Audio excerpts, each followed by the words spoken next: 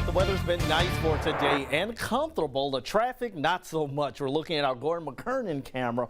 Looking at I-10 going westbound, you can see that traffic building up. That's kind of been the thing much of the day. But on a positive note, at least with that traffic, we don't have to deal with any type of rain for the moment. We are at 83 in Baton Rouge and Gonzales. Hammond, you're reporting 82, 81 for Patterson. And your morning lows are going to be rather cool and comfortable again. So we've got another round of mid to upper 50s and a few low 60s to start off your Monday morning. Your day planner gives us lots of sunshine. That is not going to change because high pressure is still overhead. No mentions of rain, and a light wind out of the north and northeast is going to keep the air relatively dry. So the dew point should remain low, despite the fact temperatures warming up just a little bit tomorrow afternoon. Instead of those lower 80s, we're going with mostly mid 80s along the interstate corridor.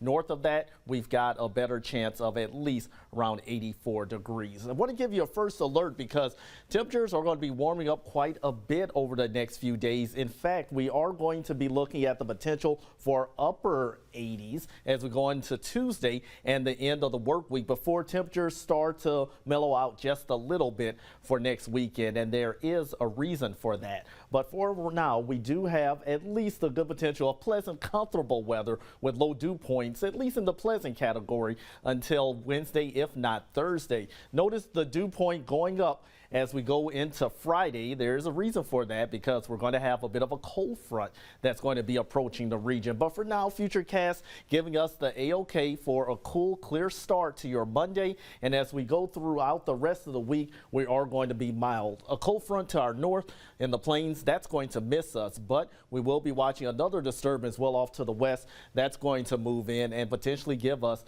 a decent rain chance and the potential for some more cooler air coming in. But as far as the moisture is concerned, we remain in the dry category. Notice as we go through Monday and much of this week, we're in the yellow to brown categories, which does indicate drier air. Here's that cool front still off in the plains on Friday. So we start to see a little bit more Gulf moisture pushing in as that northerly wind becomes more south and easterly. So that's why it's going to be feeling a little bit more muggier for Friday and the next weekend. And with the approaching of that front, it looks like we will have some rain chances being reintroduced for next weekend as well. The timing of this front exiting the area, still a bit of uncertainty exact what time Sunday that's going to happen, but there is confidence that cooler, drier air will be following up behind it, and that's going to give us much nicer weather to start off next week. But for wet weather, best chances are going to be Saturday, Sunday, and potentially next Monday, depending on the timing of the front.